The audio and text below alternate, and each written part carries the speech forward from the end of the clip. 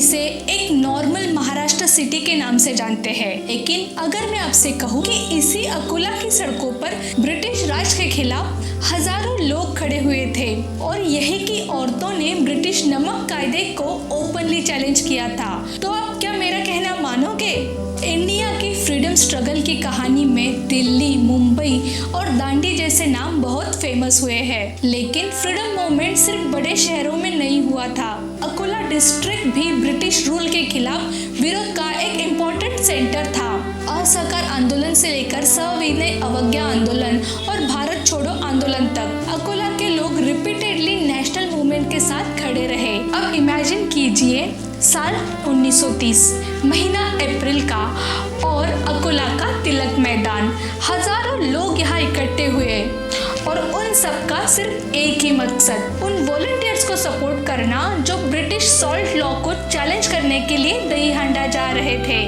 अब British salt law क्या है वो भी देखते हैं। ब्रिटिश सरकार ने नमक के ऊपर भारी टैक्स लगाया था।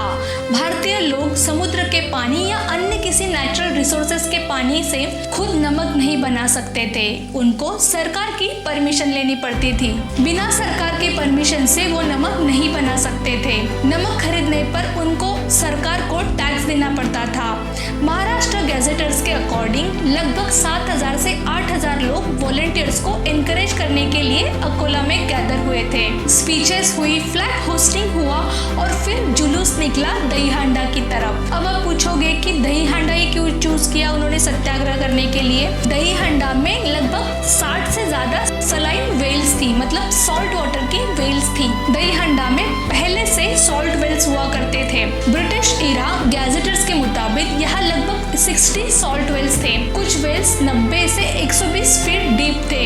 इन वेल्स का पानी नेचुरली सॉल्टी यानी सलाइन था। इस नमक को पब्लिकली डिस्ट्रीब्यूट और सेल करके ब्रिटिश लॉ को चैलेंज किया गया।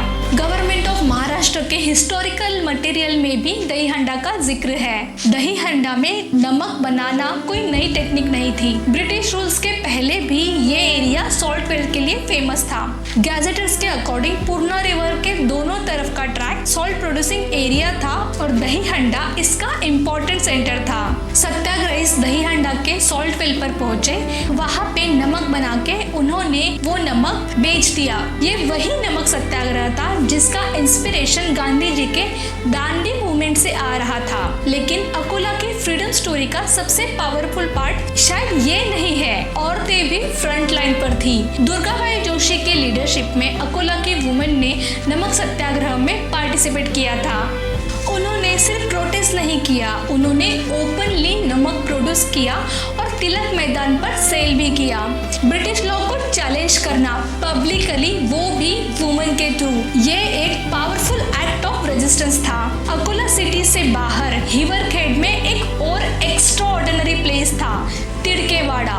6 जून 1930 को फ्रीडम फाइटर महादेवराव भगवान तिड़के ने सत्याग्रह कैंप एस्टैब्लिश किया और वहाँ पे तिरंगा लहराया। ये सिर्फ एक बिल्डिंग नहीं थी, यहाँ फ्रीडम मूवमेंट्स की मीटिंग होती थी। यंग वॉलंटियर्स को पेट्रोटिज्म और नॉन वायलेंस के आइडियाज दिए जाते थे और ब्रिटिश रूल के अगेंस्ट आंदोलन प्लान किए जाते थे।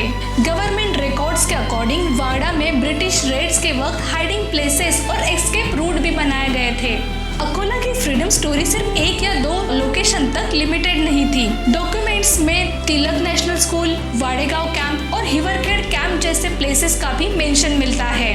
और अकोला के ओल्ड फोर्ट एरिया में एक प्लेस है जिसका नाम अभी आजाद पार्क है, जो आज का आजाद पार्क है। वो उन फ्रीडम फाइटर के सैक्रिफाइस को याद करता है। अकोला की स्टोरीज में ब्रिजलाल बियानी जैसे लीडर्स थे, दुर्गाबाई जोशी जैसे वुमेन लीडर थी, महादेवराव तिड़के जैसे ग्रास रूट ऑर्गेनाइजर थे और विश्वनाथ अप्पा एक घरे जैसे यंग एक्टिविस्ट भी। 1942 के भारत छोड़ो आंदोलन में अकोला के विश्वनाथ अप्पा एक घरे ने स्टूडेंट होते हुए भी स्पीचेस, कैंपेन और पब्लिक मीटिंग में पार्टिसिपेट किया और उन्हें उसके लिए जेल भी हुई। तो अकोला की फ्रीडम स्टोरी हमें एक इम्पोर्टेंट बात याद दिलाती है, इंडिया को आजादी सिर्फ फेमस सिटीज के फेमस लीडर्स ने नहीं दिलाई। आजादी के मूवमेंट्स में स्मॉल टाउन्स के ऑर्डिनरी लोग भी एक्स्ट्रा ऑर्डिनरी करेज दिखा रहे थे।